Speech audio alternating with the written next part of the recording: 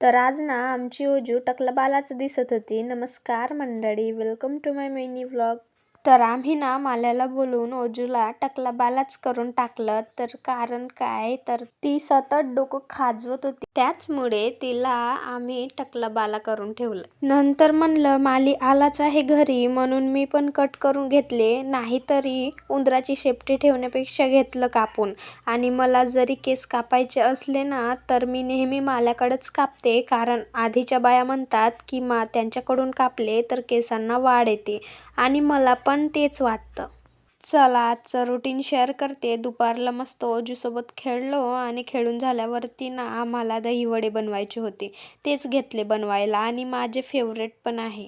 आता याला गोल गोल टाकायला गेली तर वाकडे तिकडे होऊन ना त्या दहीवड्यांचा नक्षाच बिघडला होता. तर असो, ते होतच राहतं. तर घ्या तुम्ही पण खाऊन घ्या दहीवडे माझ्यासोबत. माझं काम तर झालं होतं इकडे. नंतर मम्मीने पण चिवडा बनवून घेतला. तर असा होता माझा आजचा दिवस. भेटूया नेक्स्ट व्हिडिओ मध्ये. तोपर्यंत बाय बाय.